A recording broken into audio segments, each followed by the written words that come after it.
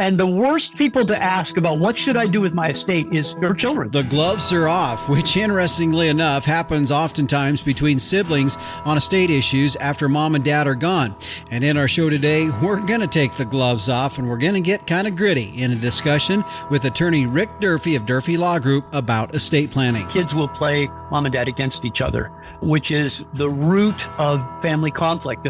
If mom and dad are conflicted while they're alive, guess what? The kids are going to be even more conflicted when mom and dad are not here to be the peacemakers anymore. Plus, the danger of relying only on a will as an estate management tool. Wills are a guarantee that there will be litigation. There will be conflict. We'll also discuss some of the tools that can be used in good, proactive estate management and the dangers of kicking this can down the road. Procrastination is your enemy. It is going to hurt you. It's going to cost you money, real money, and it's going to hurt your family. This is not one of these warm, fuzzy shows today, but if you value the legacy you'd like to leave behind to your family, listen in on this episode of the Working Ranch Radio Show.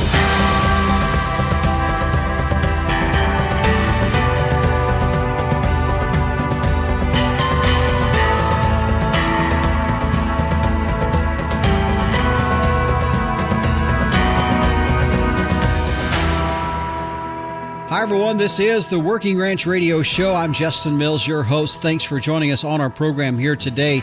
We're going to get into the meat of the show here in just a moment, but it is a show here today that I'm just telling you, and I've said this before on other shows, and I hate to just keep beating the drum on this, but this is a show, if you hear it on the radio, you're going to want to go to our podcast site or any podcast provider and be able to have that opportunity to listen to it, stop, rewind, listen to it again, because there's going to be things that we talk about here today that you're just going to want to hear that, make sure, did I hear that right, or how did he say that?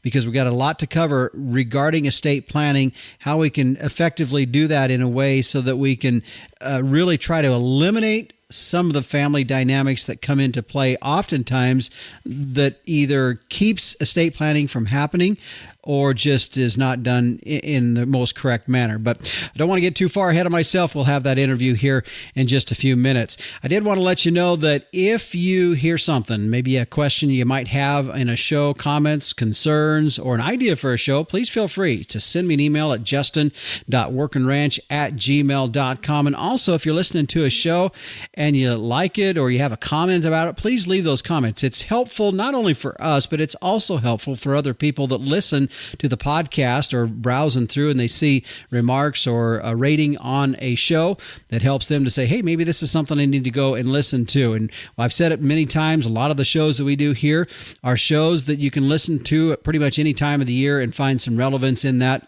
So please feel free to check us out on any podcast provider or going to workingranchladio.com as well. Now, a moment ago, I talked about sending me an email. I just got to let you know, I'm kind of out of the studio a little bit more this time of the year because we're in the thick of things calving here on the X-Ring Ranch in northeastern Wyoming. And with May calving, we and about 80% of these set to calve in the first cycle. Things have been quite busy. We got most of the heifers wrapped up, but now the cows are really going, and we've been blessed and fortunate enough to get some good moisture here, so we are staying plenty busy here on the X-Ring Ranch. Well, as we turn now, I want to introduce to you our guest joining us here on our program today, Rick Durfee with Durfee Law Group. And Rick, thanks for joining us here on the Working Ranch Radio Show. You bet. It's a pleasure to be here. Well, we've covered estate issues from time to time here on our program, and I got to tell you, Rick, really fundamentally for me, I feel that estate issues are one of, if not one of the biggest issues that I think can affect the ability for our ranching families to continue on, to continue that heritage or that legacy, wherever we want to call that. And when we talk about sustainability in the ranching industry, of course, that's a buzzword when we talk about from environmental standpoints, but really from the standpoint of keeping that business moving on to the next generation, that's a sustainable picture as well. And I really feel, and as you know, in your guys' business too, you deal with this a lot. This is one of the reasons that family ranches don't get passed on, and we see that sustainability just stop. That's just a closed door. That's what you guys see as well, I'm guessing. Oh, yeah. This is a make or break it deal. It's either going to kill the family's involvement in the ranch or it's going to go on. And what planning is done and how it's implemented and what vision is put into effect makes a big difference. Mm-hmm. When somebody first approaches you as a family ranch, what are some of the first things that you try to identify and bring out so that helps you in providing some direction for them? Well, I appreciate that question. There's a couple of things. There's the boring but necessary information. We need to know what are we dealing with here? What is the ranch or the farming operation? What is the land? What is the equipment? What are you doing with it? What is your revenue? And all of those kind of facts and figures are essential. And then we also need to know facts about the family. Who are the players here? And what is their involvement? What are their roles? But then beyond that is what matters to you. What are you concerned about? Often people, when they finally drag themselves into the lawyer's office, it's like they don't go to the dentist until they have a toothache. There's usually some pain point. So what is it that motivated you to finally address this issue? And it might be, well, grandma died and her situation was just catastrophic. The family blew apart and brothers and sisters hate each other and won't talk to each other. We want to not have that. Or we're having to sell the farm because we don't have liquidity to pay the taxes or whatever. So often there's going to be that pain point, and that will be our segue, our entry into the broader dialogue of, okay, now let's come up with a plan, not only to address that immediate pain point, but also the long-term things that you may not be thinking about because you haven't been working in this space that we as lawyers that help families through these issues work in. Mm-hmm. You talk about the pain point, and I read a book several years ago. I think it was A Purpose-Driven Life. And at the very beginning of it, I remember it said people are motivated by two things, pain or pleasure. And as you said there, pain typically has that method of doing that and not wanting to deal with that.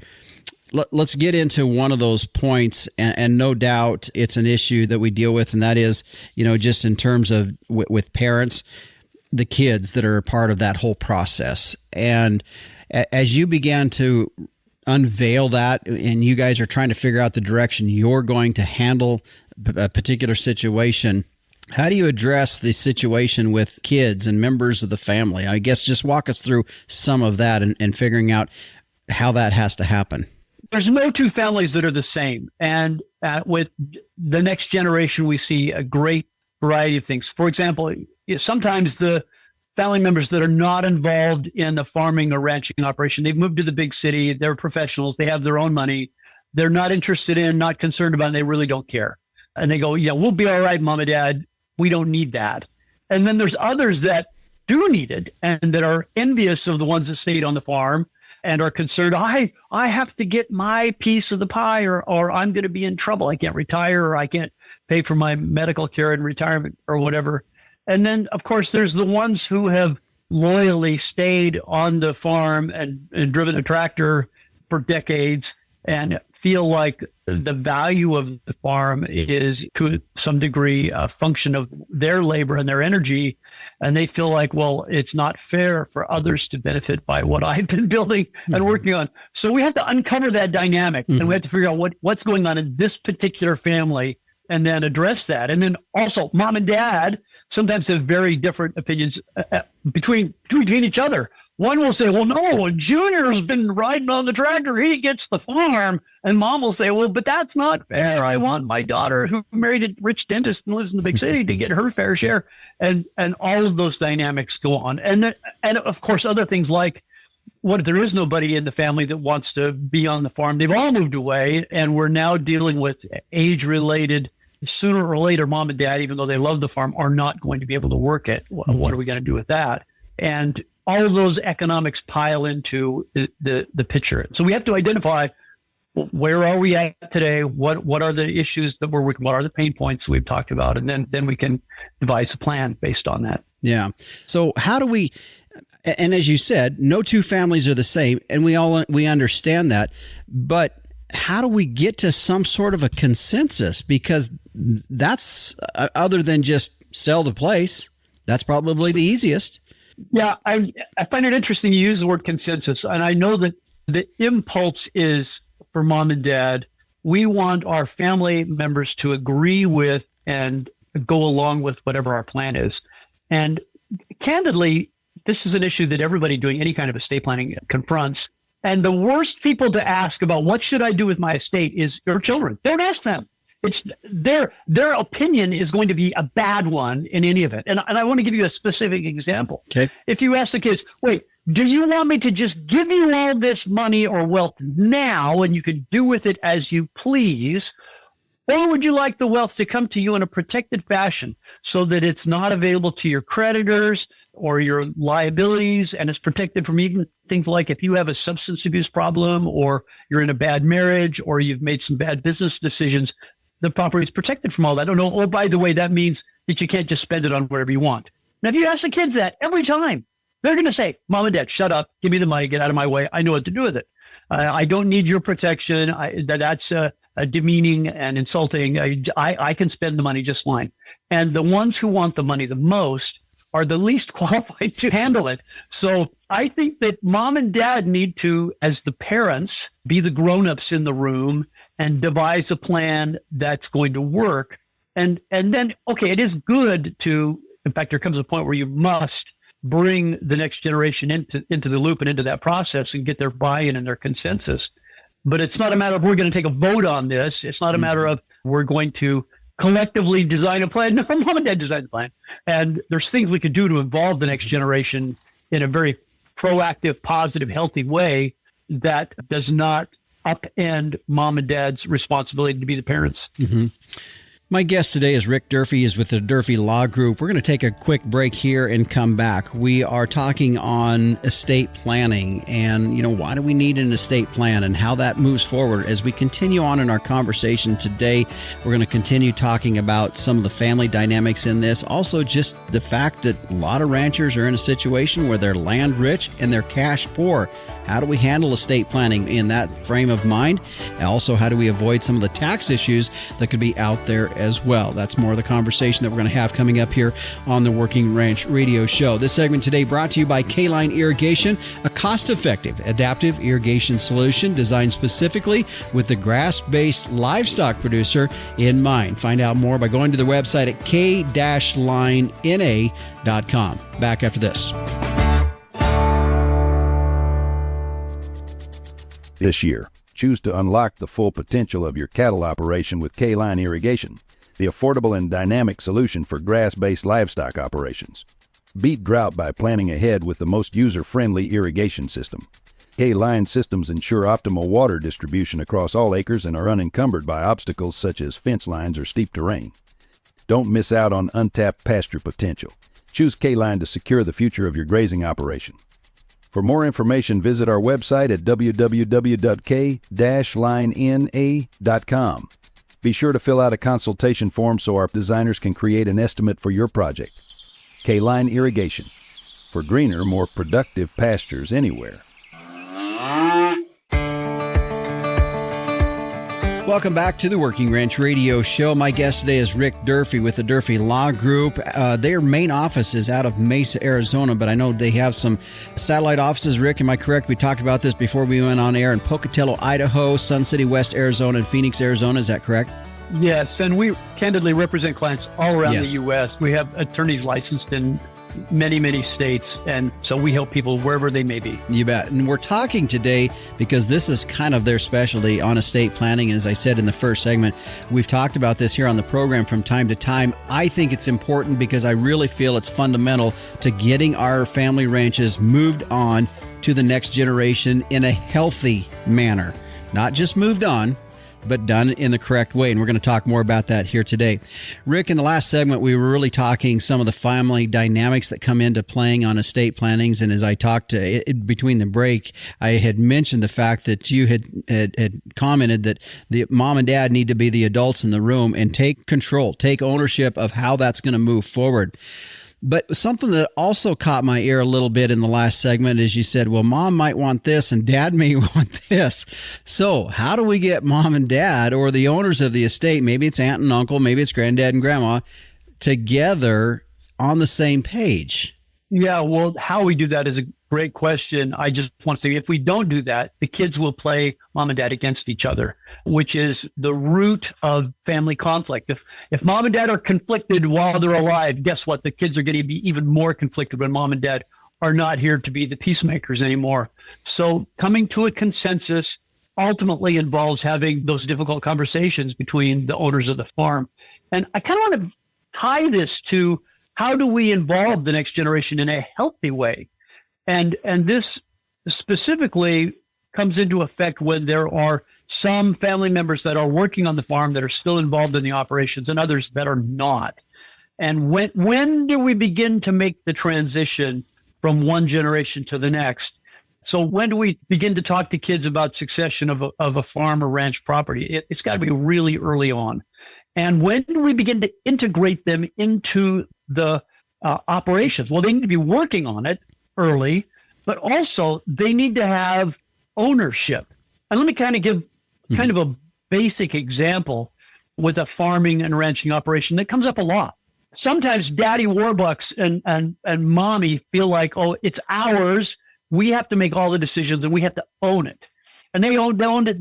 They've been the owners for forever and they're running it. So everything they buy, everything they do in their own name, even though other family members are working on and involved in it. And often it makes sense. Okay, we're going to buy a new piece of equipment in the family. Well, we can ask the question, who should buy that? Should generation one buy that or should the next generation buy that? Often that's a perfect segue into beginning the transition of the farming operation to the next generation. Okay, next generation, you buy the combine, you buy the whatever the piece of big expensive equipment is. You go get the financing for it. It's your responsibility. You maintain it, you pay for it. And oh, by the way, we'll lease it from you. And now suddenly we have revenue sharing, we have equity building in the next generation, and that can be applied on so many levels. I've seen ranching families that go, hey, we're going to acquire our neighbors because they did no planning and they have to sell their farm because they have taxes due. Let's buy that big section that's next to us. Well, who should buy it? And often it's the next generation. It's not mom and dad. And so we can structure the operations over time if we're being deliberate and intentional about what we're doing so that the transition is smooth and conflict-free. So by the way, the family member that married the rich dentist and moved to the big city, they're going to go, well, I can see, yeah, my sibling bought that and is renting that, and that's obviously theirs, so I don't have an issue with them getting that. Yeah. That's kind of an example. And that doesn't happen by accident. It's got to be deliberate. And that's where mom and dad's leadership comes in. And when mom and dad are just, hiding all the cards, well, we can't tell our children how much money we have because we don't want them to suffer from affluenza where the money ruins them or spoils them. And we want to keep all the control because sharing control is spooky and scary and our kids might do something we don't like. All of those issues, we have to address them and confront them and deal with them. Mm-hmm. So one more comment or one more question in regards to talking about family, and that is this phrase that comes up. You and I talked about it, and you've kind of touched on it a little bit, and I think what you just talked about there sort of addresses how to start down this road to handle it correctly. But we've heard the phrase equal is not fair, fair is not equal. Always that comes up in this kind of a conversation of estate planning. Your thoughts on when I say that phrase? Sure. So we have to recognize that, in fact, the ones working on the farm or ranch have contributed to its value. That's real. And that's not imaginary. That's not fake. And so there are mechanisms we can employ to accommodate that. We can have a buy-sell arrangement where the ones who are working on it buy out mom and dad for fair market value. And then the family members share equally in mom and dad's estate, whatever that is. That can be funded with life insurance sometimes. That can be funded with the operational income. We can do things like I just described, where over time, this isn't something that just happens when mom and dad die, but it's been going on for decades, that the next generation has been acquiring, buying this piece, buying that piece, buying the equipment or the next 40 acres or whatever, so that it's not all of a sudden. There are other things. I've seen families, in fact, this is an interesting one. I just worked with a family in Illinois where the family has become the corporate giant farm operation, and it's an investment. And the family collectively keeps it, and they all recognize we have an investment in this, and this is what we do as a family. We invest in farms, and they are acquiring farms from families who did not plan, by the way, from the families who biffed it, and they face planted, and now somebody else is going to have their farm. Well, this family is out there buying up those farms. And so the ones who work on the farm get paid for working on the farm, but they also share in the common investment revenue that comes from the collective farm. So that's another thing. Keep the farm as an investment and pay the ones who work on it. I like to use, candidly, a dynastic trust, a multi-generational trust, so that the succession is smooth. We can manage tax issues and control issues and who gets what and how do we be fair to the others all the way with that. And often, if mommy and daddy are doing good financial planning, there's going to be other stuff. I had another family where they had property that was next to the city that they were going to sell anyway. So mommy and daddy built a bunch of apartment buildings on that, and it was cash flowing as good as the farm. And the two daughters that, again, married wealthy professionals are living in the city, got the apartment buildings, and Junior, who's been driving a tractor for 40 years and has the suntan to prove it, he's going to get the farm. So there's lots of things like that can be done. And what I find is families don't know that. They haven't thought through that. And having somebody that's been down that road hundreds of times and lots of other people can bring options to say, well, what about this? What about this? What about this? What about this? So we can float ideas until one of them resonates with the family and they say, I like that one. Mm-hmm. As you were just talking about cash flowing, that some of these properties where cash flowing is good or better than the ranch or the farm in that case. What happens, though, if we're dealing with a ranch that may not be profitable? I actually have a relative in this situation right now. It's a beautiful property. It's an heirloom property. It's been in the family for multiple generations. It is just a gorgeous place. It's a little piece of paradise, and it barely pays for itself. And so the family is confronted with the reality that, wow, does any of the kids who all live in the city, there's no family members working this farm, and mom has passed away and dad has age-related incapacity issues, and who's going to run this thing? And the cold, cruel, ugly reality is, unless you're going to move there, sweetie, you're going to sell it because you can't keep it. And they're looking for desperately, can we lease it out? Can we, sell all of it? Can we keep the homestead so that we can go there and spend our summers in that place? It's so beautiful. And sometimes there are compromises like that they can do. But the reality is that family's probably going to end up selling that farm. Yeah. Unfortunately. Well, let's take another break here. My guest today is Rick Durfee with the Durfee Law Group. They're out of Mesa, Arizona with their main office. They also have 3 other locations, one in Pocatello, Idaho, and a couple more there in Arizona. Now, when we come back, we're going to get into the subject of land rich, cash poor when it comes to estate planning. Also, the topic of, is just a will good enough? We'll have those answers from Rick when we return here on the Workin' Ranch Radio Show. This segment today brought to you by Inherent Select from Zoetis. Unlocking genetic potential starts with the complete picture of your commercial cow herd. You can learn how to get started with Inherent Select at beefgenetics.com/radio. Back after this. What if your commercial beef herd could be better than you thought possible?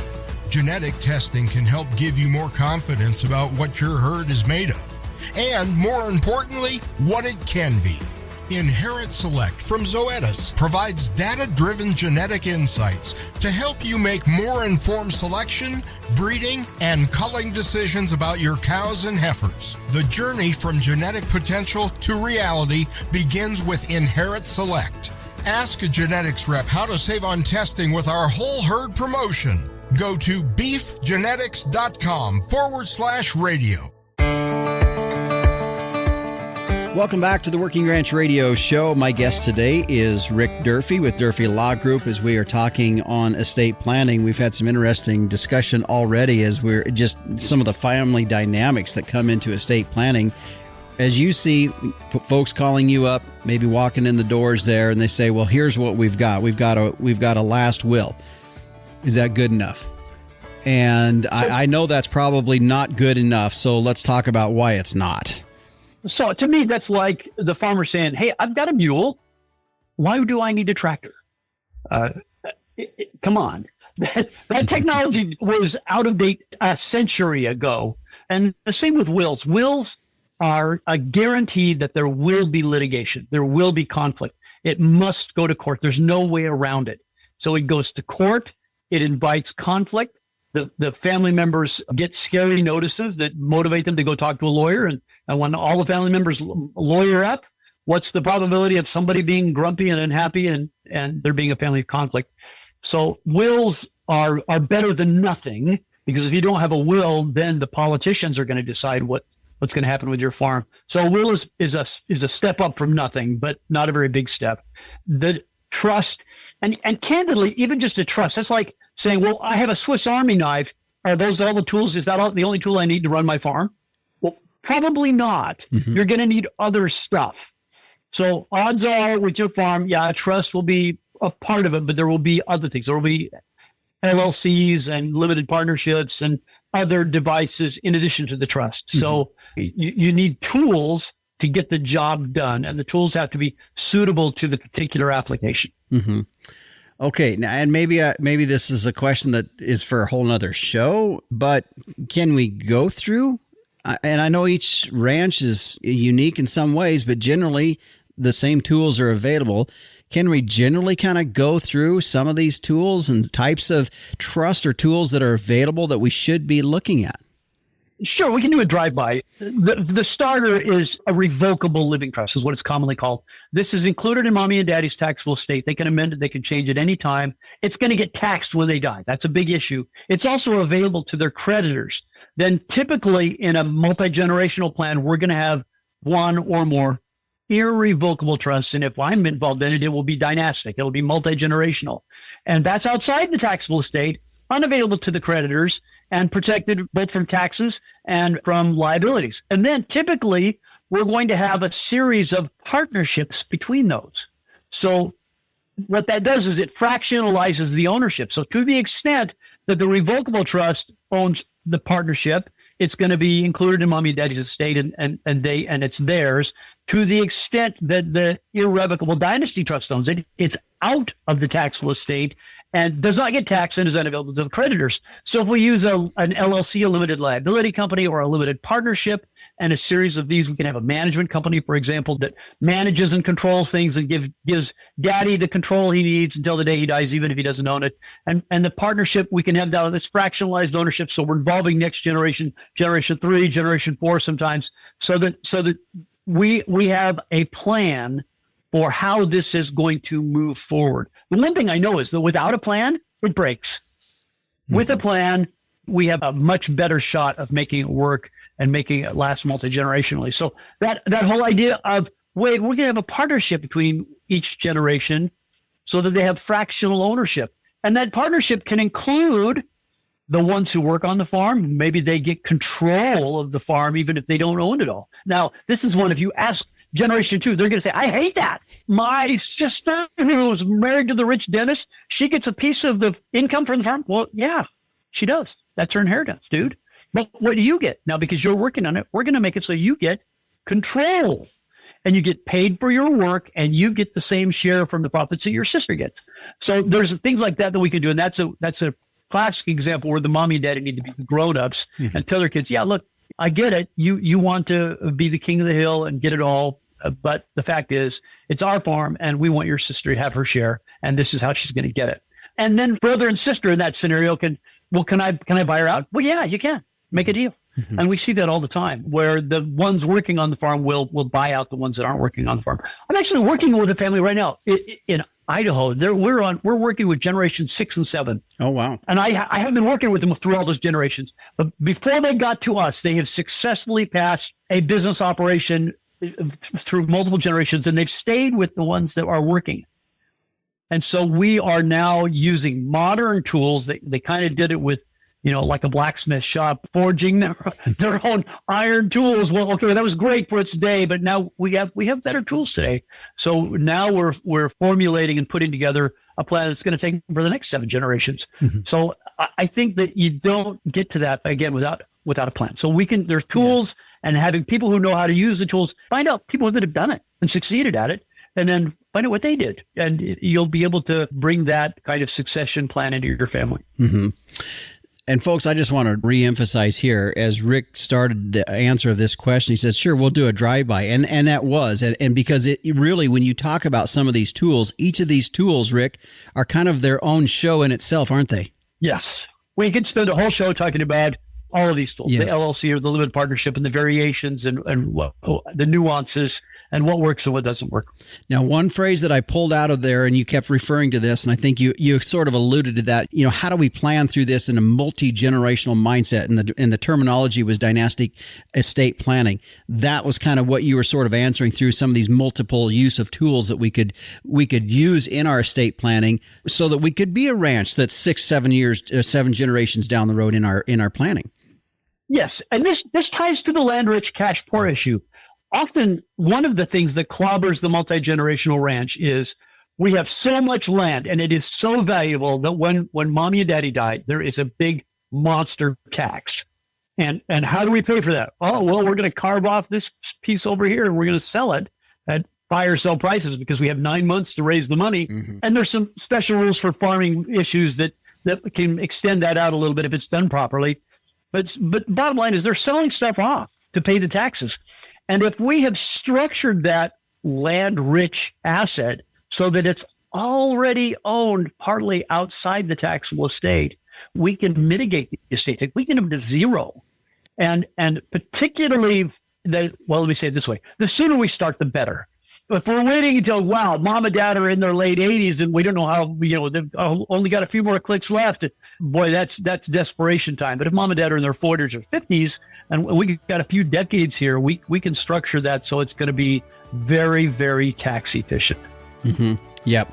Well, let's take another break here. We've got one more segment with Rick as we'll wrap up our conversation here today. Some very enlightening, I guess, for myself, some concepts here to be thinking about. And I think it also puts you down the road of beginning to think about this. As Rick said, it's never too early to start. And one of the worst things you can do is wait till it's too late to start some of these conversations. We're going to continue with Rick when we come back here on the Working Ranch Radio Show.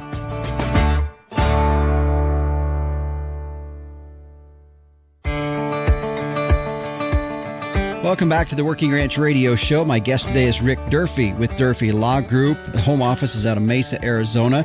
Rick, we've really been able to focus what I think is, when it comes to estate planning, as its issue itself, but one of the things inside of that is the family dynamics and just getting off the mark. You've really been able to focus on that here today, because I really think that's one of the big elements, the big things that we all deal with as ranching families. To put some urgency in this, though, there is a sunset happening with our estate taxing. Talk about that, because 2025, the end of 12/31/25, this is going to revert back to a lower amount. So there might be some haste in some of our planning as well. Right. Currently, right now, the exclusion from estate taxes, and this is a federal exclusion. There may also be state taxes, depending on where you live and where your farm is.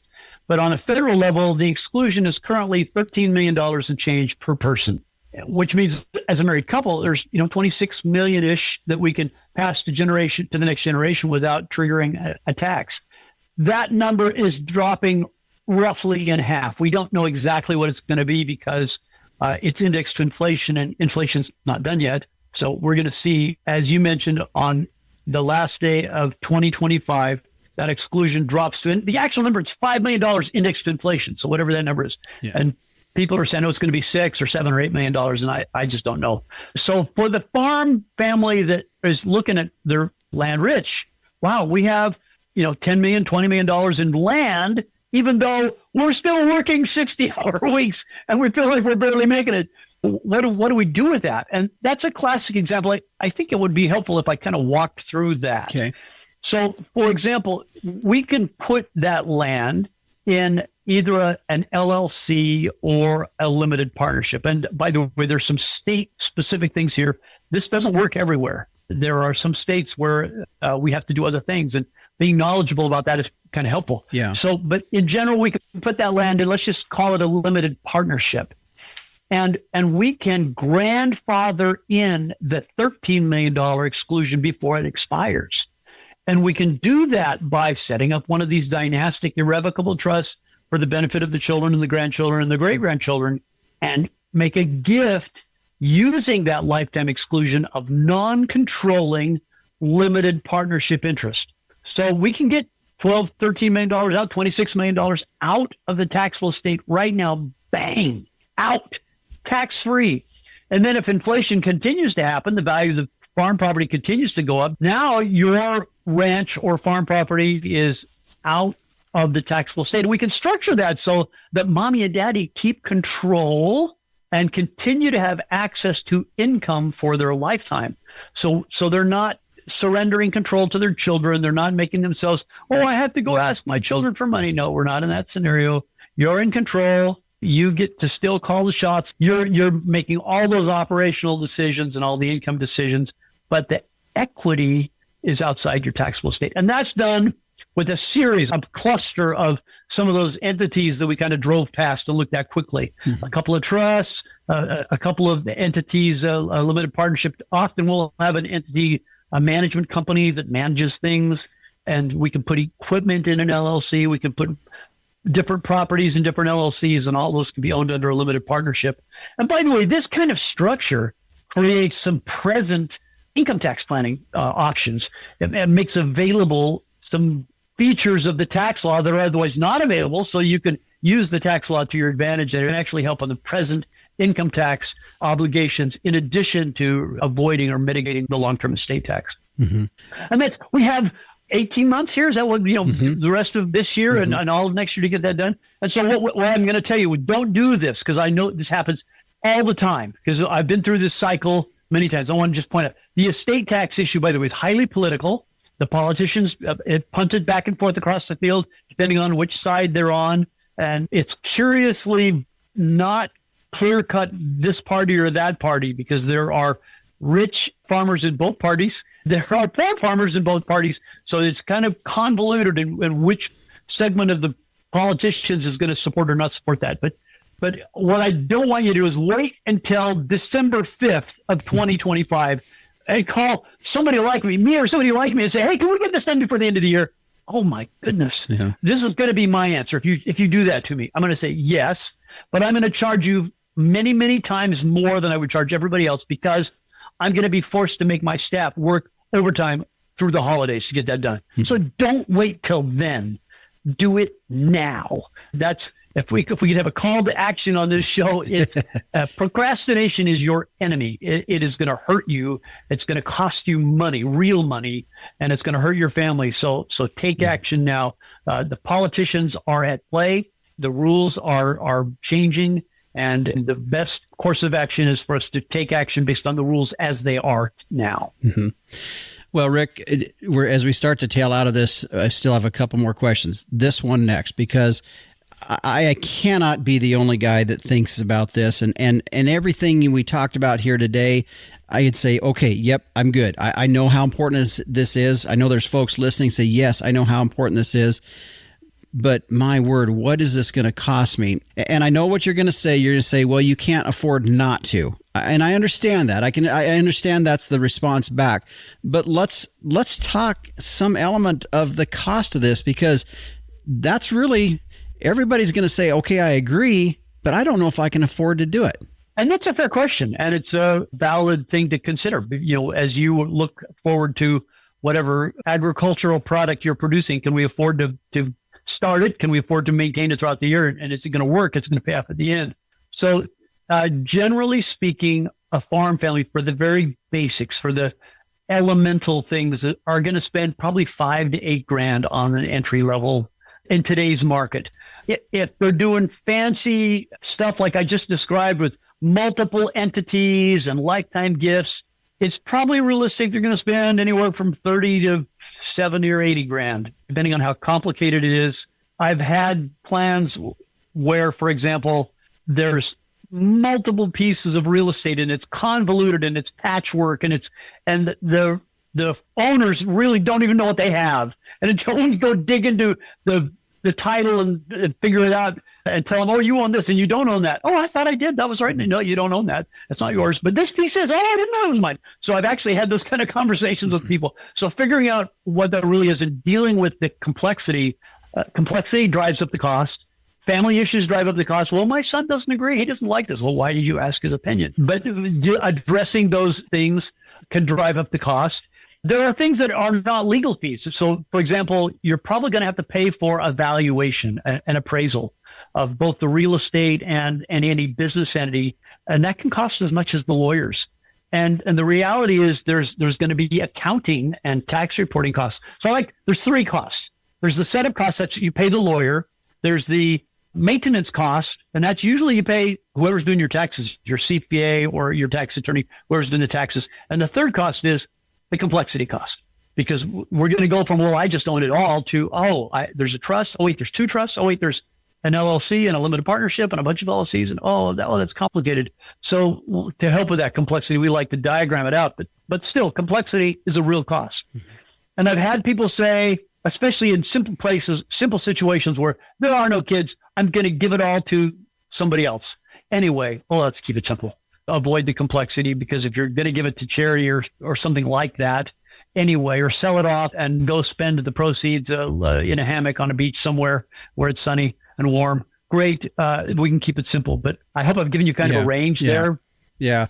Well, Rick, first of all, I just want to say thank you for answering that question, because I think, when you talk about some of those numbers for, as we talked about earlier, some ranches that maybe aren't very profitable, that's a big number. That's a big number for them. But I will revert back to the thing that I said, and that is we can't afford not to either. Oh, yeah. So, I'm just going to say, I have I have an acre plus. So I have a big lawn. And when I first moved onto this property and my sons were mowing the lawn, they were using a push lawnmower. It was 22 inches wide, and it would take them a day and a half to mow the stinking lawn. And so when they said, Dad, we need a riding lawnmower. I said, yeah, but it's thousands of dollars. And they go, yeah, well, you're going to kill us. So it was worth it. When we bought the lawnmower, yes, it was a pain in the neck, but now 3 or 4 hours and we're done instead of 3 or 4 days. So yeah, I get it. And it's a real expense, but especially really, you want this farm to continue in your family? You want it to be something that goes on? Do you prefer the politician's plan where they come and take it from you when you're dead? Do you prefer having your children fight about it and litigate it? Because that's an option too. So to avoid the pain points that you don't want, you're going to have to pay for some solutions. Mm-hmm. Final question to you, Rick, and I noticed this in our email correspondence back and forth at the very bottom of your signature of Durfee Law Group. It says, live well, leave a legacy. I highlighted that. I appreciate you. That's kind of important in context of where we're at and what we're trying to get across here today. Well, that's my trademark tagline. Our goal, what we want to do, what we try to help people do is, live life and have a great life. But recognize that what you do with what you have is going to have an impact for better or for worse on the generations that come after you. And if you are deliberate and intentional, it will be a blessing to them instead of a curse. We can avoid the wealth destruction cycle where mommy and daddy are rich and their kids enjoy the money and their grandkids are broke again and have to start over. We can disrupt that cycle. We can cause the wealth in the farm to truly be multi-generational and go on and persist. But again, that only happens on purpose. It never happens by accident.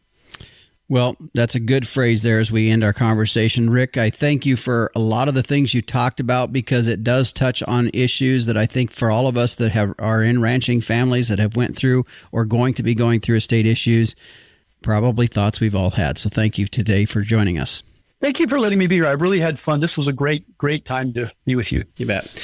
And again, my guest was Rick Durfee with Durfee Law Group, joining us today with a take a bit different than what we've had before. Really, when it gets into estate planning, I think we really did touch on some of the concerns or things that can happen when we don't have the family dynamic elements figured out when it comes to good estate planning, and really using that estate planning to handle some of the family dynamics more than anything, as he talked about a lot of the different tools that are available, and we just touched on those briefly.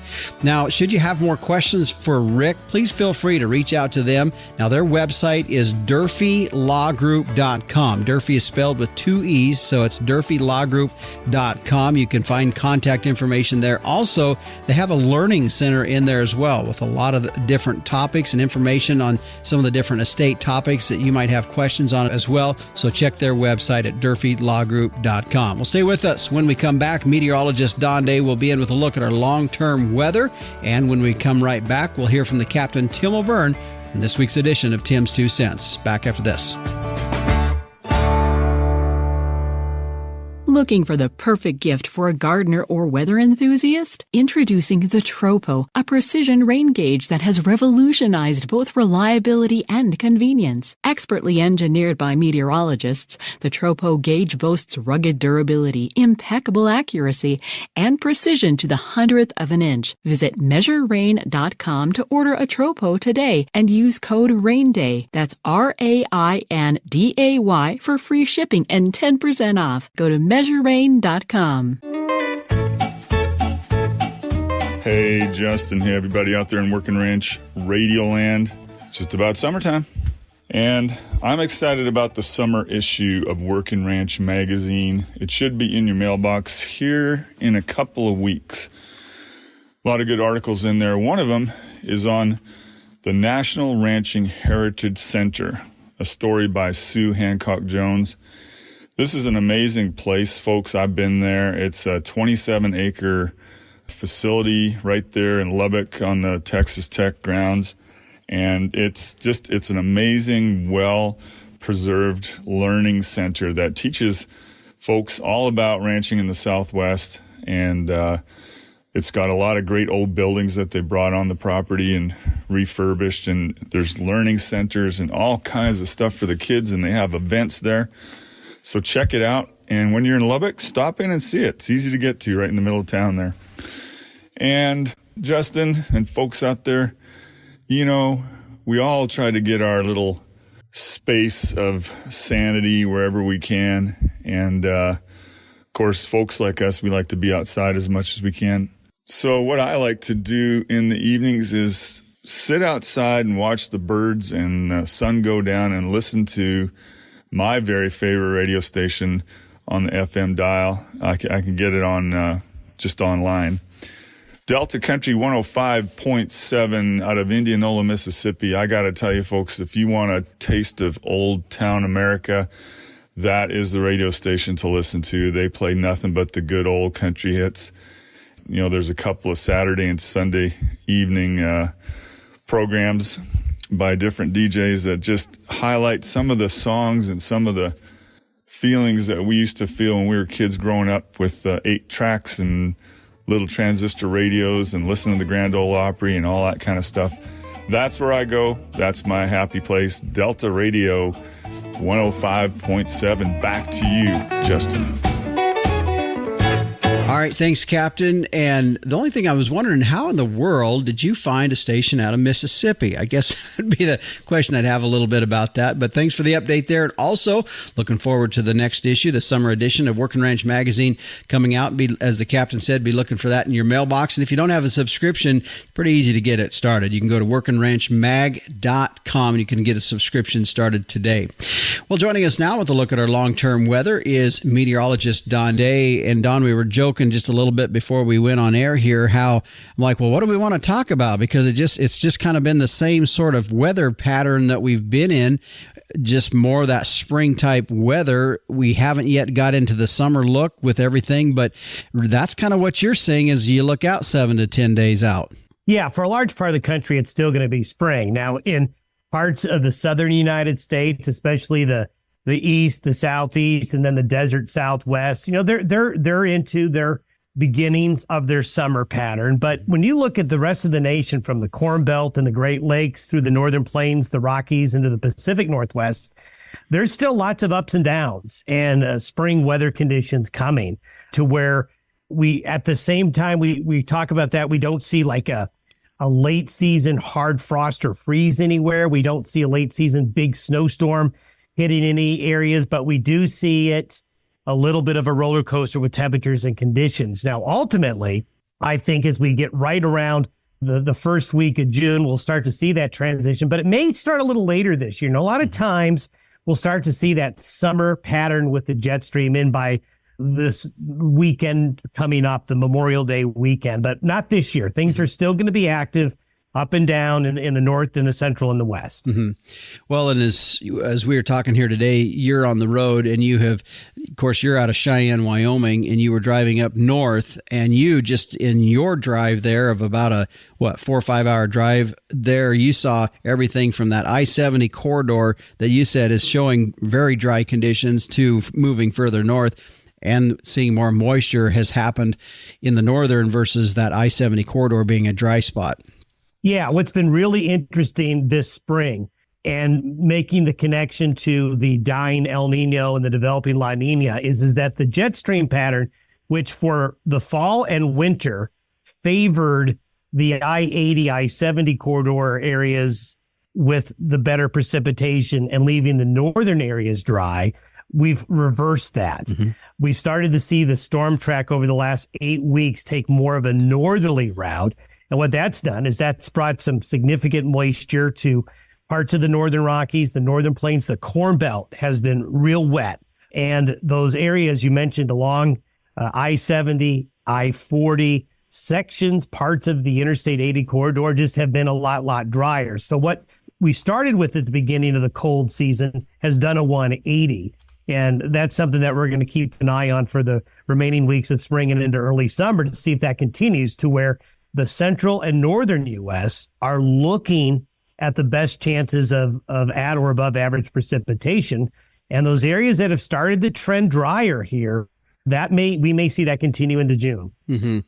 Well, that's not real great for some of those because those are similar areas that were dry even last year when you look into Kansas and down into Arizona, New Mexico. Yes, I am concerned about those areas, especially since we are expecting a weaker than average monsoon thunderstorm season coming up out of Mexico into Arizona and New Mexico.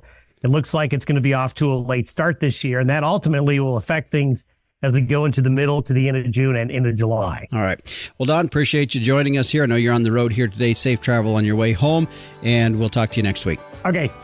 And you can find meteorologist Don Day each and every morning on his daily video podcast, or if you're looking at some weather stations or weather instruments, things like that, you can also check it out by going to his website at dayweather.com. Stay with us. We'll be back after this. What if your commercial beef herd could be better than you thought possible? Genetic testing can help give you more confidence about what your herd is made of, and more importantly, what it can be. Inherit Select from Zoetis provides data-driven genetic insights to help you make more informed selection, breeding, and culling decisions about your cows and heifers. The journey from genetic potential to reality begins with Inherit Select. Ask a genetics rep how to save on testing with our whole herd promotion. Go to beefgenetics.com/radio.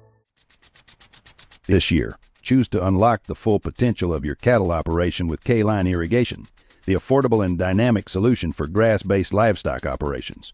Beat drought by planning ahead with the most user-friendly irrigation system. K-Line systems ensure optimal water distribution across all acres and are unencumbered by obstacles such as fence lines or steep terrain. Don't miss out on untapped pasture potential. Choose K-Line to secure the future of your grazing operation. For more information, visit our website at www.k-linena.com. Be sure to fill out a consultation form so our designers can create an estimate for your project. K-Line Irrigation. For greener, more productive pastures anywhere. Hey, thanks for joining us on our program here today. By the way, if you like what you heard or you are listening to a show and you like it, leave some comments. Leave a rating. That's helpful for us as well. The Working Ranch Radio Show is a production of Working Ranch Magazine, branded #1 by America's Ranchers. To get a hold of me, you can send me an email at justin.workingranch@gmail.com. I'm Justin Mills, and until next time, keep your chin down and your mind in the middle. So long.